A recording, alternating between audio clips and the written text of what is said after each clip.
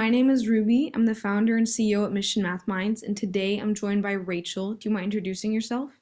Hi, my name is Rachel Jacobsen. I am the HR manager at an IT staffing and consulting firm called Culture Fit Technology Staffing. Awesome. Thank you so much for being here. We're so excited to hear your story. We're going to start a little bit back with your childhood. Do you mind talking a little bit about kind of the female role models present in your life? What experiences and events got you interested in your passion today? Absolutely. So, growing up, I was raised by a single disabled mom. So she was really one of my first role models. Just her tenacity and her ability to have um, grit. And in hindsight, it was grit. Back then, I just thought that that's what you did. But it was grit. She went through a lot to get where she was. And my biggest childhood role model was my grandmother. She endlessly helped my mom and was one of the strongest, most um, bolsterous and just funny and always had a quip.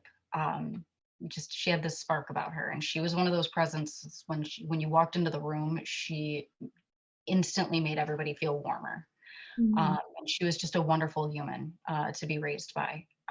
So they really kind of sparked my interest. My initial interest was actually medicine. I was pre-medicine, and I ended up switching gears. I had my son, and I ended up accidentally landing in my career. Really, um, so it wasn't necessarily that my inspiration for my career now came from something from when I was younger, but it came later in life.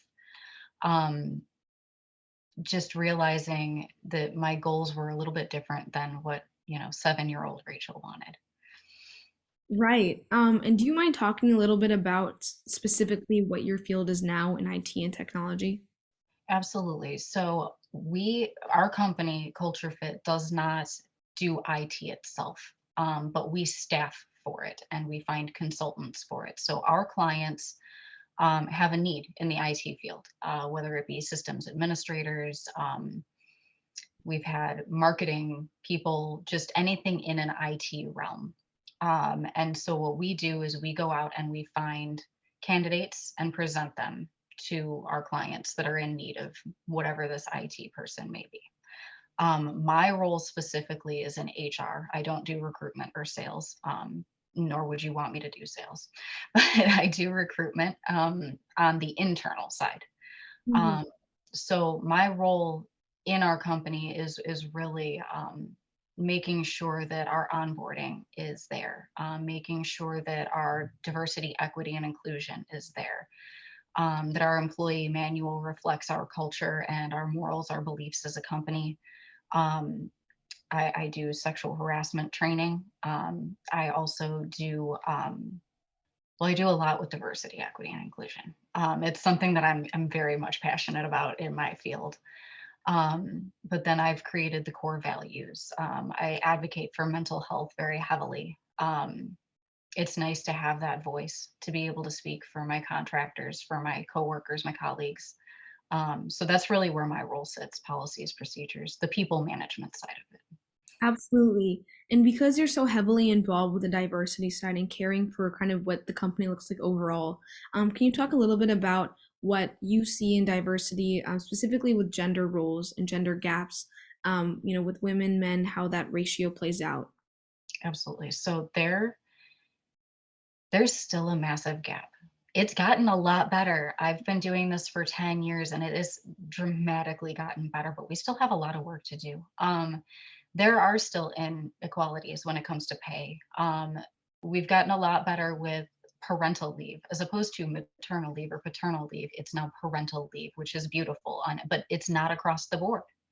A lot of states, it's still elective, where the state doesn't require it.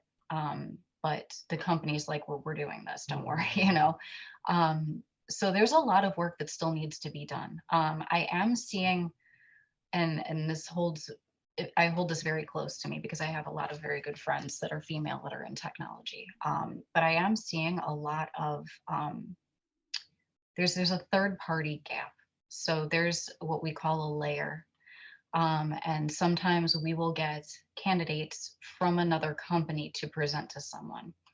And I find very heavily that on specific cultural females, those third parties are paying dramatically less,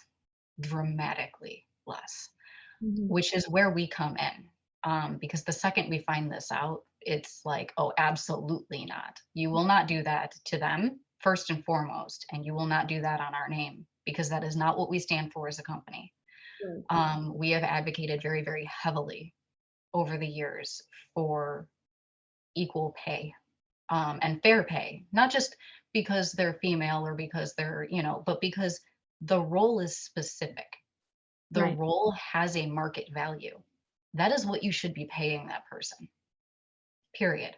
It doesn't matter what their gender is. They should be paid for the work that they're doing. Um, but we've had to advocate very heavily for some of our H-1B candidates that are employed through a third party. We've had to advocate very heavily. So I'm noticing a lot of stuff like that, but I am noticing the change, which is a very beautiful thing to watch Right. because I'm noticing people in my network um, shifting gears, and I'm noticing people speaking up, and not just females, males, which is what I love. I love to see it because it's what's needed. Right. We can speak volumes, but if we don't have backing, the speech only goes so far. So it's beautiful to see the men getting involved in equity, really realistically, because equity isn't about being equal, it's about being fair. And they're advocating more for it. And I love seeing it. Like I just scroll LinkedIn and I'm like, yes, this is what I want to see. This is why I do what I do. So that's really kind of what I've been seeing over the years and the progress that I've been seeing over the years, which is amazing. I love to see it. Absolutely. I think it's so important that we talk about the pay gap because that is such an issue for young girls, when they're deciding what their career is in the future. Yeah. That pay gap is something it's a real issue. That's a real reason that girls are not going into STEM fields. And so it's really awesome that you have seen that you advocate for is for girls to see, the other gender looking towards, this future where we have equal and fair pay. Can you talk a little bit why it's so important that we have diversity training for companies throughout the nation? So it's important on so many levels. I mean, like, if diversity is ambiguous and without talking about it, people are going to continue to be uncomfortable in that gray area. And with being uncomfortable, that is where that hesitancy and that bias comes from because bias comes from a place of fear. And almost everybody I know fears the unknown. Right. So if we're not talking about it and we're not making it common knowledge and we're not asking each other questions about each other's cultures, about each other's genders, about what we're doing with who we are as humans, we're leaving that gray area to fester. And that's what you don't want because you don't want that fear of the unknown because you're afraid to offend or you're afraid that you're overdoing something and then all of a sudden you're stepping in the muck and you're like, oh God, how do I get out of this? And then it just makes it worse. It's like a snowball effect.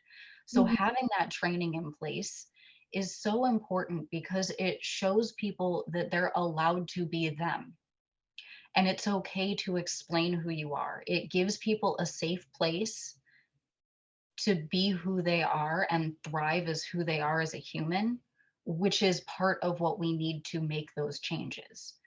One of the biggest things I'm actually doing onboarding for a new internal employee next week. And one of the biggest things I always say in my DEI training is that we are trying to be a safe place for you because the more we get out there that a safe place is what should be the norm, the more other people will follow suit, especially when you're staffing, like in my situation, people are coming through our agency, our staffing firm constantly.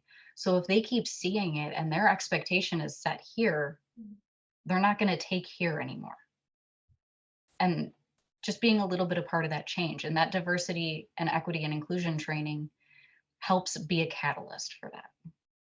Absolutely. You just said it beautifully. I know so many people who like to skip through their training because we don't talk about the importance of these types of training. So they really do have an impact on companies and cultures overall. Do you mind talking about the results that you've seen with these trainings on your company culture? Yeah, I actually, we've had a few former employees, honestly, even in myself, conducting the training, I'm more comfortable telling people who I am. Mhm. I sit in a management position, and in my previous life at my old employer, I sat in a director position, and the difference is night and day. I mean, they're very much the same position. It's just, two different companies, different titles. But the thing is when you have a training like this, your production is going to go up. When you're comfortable and you feel like you can be yourself, you are able to produce more in your own work, which gives you pride in your work. When you're productive and when you're feeling great, like you're doing stuff, you're thriving. And then in turn, the company is thriving, which means we can get bigger and better and we can expand these things and we can do more, which is really what it's about. Like I can sit there and I can validly say, I didn't come from a good financial situation. And I know I can say that at work without people going, oh, Mhm. or like I can tell people that I'm a part of the LGBTQ plus community at work and know darn well that my coworkers are going to stand behind me firm and not be like, oh gosh, we need to tread lightly. So it's, and seeing that in my colleagues and knowing that they're okay, they can color their hair neon pink, doesn't matter. They can come to work and be themselves. So seeing that and then being able to voice that on LinkedIn and being able to be an advocate for that, I think means a lot. Just being there to be an advocate for DEI, is it's important, and it changes lives, whether it's small or big. It doesn't matter. It's a life changed. It's somebody helped, and that's the point. 100%. I think that's really beautiful what you said. I think, what would you say to girls who see, company cultures that are negative and judgmental to girls? What would you say as someone who actively works to advocate for equality, fair pay, diversity in companies to girls who might fear that that could be an issue for them going forward? If you see a company like that, run in the other direction. They don't deserve your time. I don't care how much they're paying you. It's not worth it. It's not worth it. Those big companies paying the big dollars, the second they turn their head in that direction of any kind of discrimination, bias, unfair treatment, run in the other direction. You don't deserve that.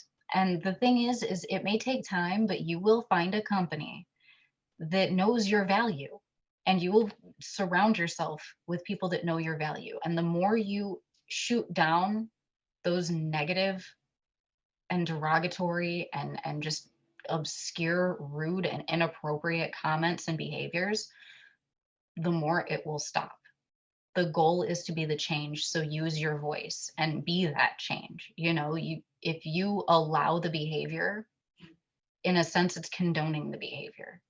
So speaking up and saying something and declining the job offer, and asking questions during the interview process, that is vitally important. Asking questions during the interview process. Any question and every question that come up to you, ask it, because that will tell you all you need to know. If you are sitting there looking at this person going, why are they, beating around the bush? Why aren't they giving me the answer? That's a red flag. If they're not willing to give you an answer, that's a red flag. So honestly, just run in the other direction. They're not worth your time. They really aren't. And that goes with people too, friends, stuff like that. If they're going to act like that towards you, they are not worth a second of your time. 100%. I think you said it, spot on, running the other direction because it's not worth, your time, your effort. But, I think that's so important what you said because a lot of our students listening are they're applying for jobs right now in high school or looking to, go into a career and seeing, what career is going to treat you right is really important for them. So It thank you so is. much. I'm Rachel. I learned a lot about, jobs, experiences, all these important things. So again, thank you for your time. No problem. Anytime.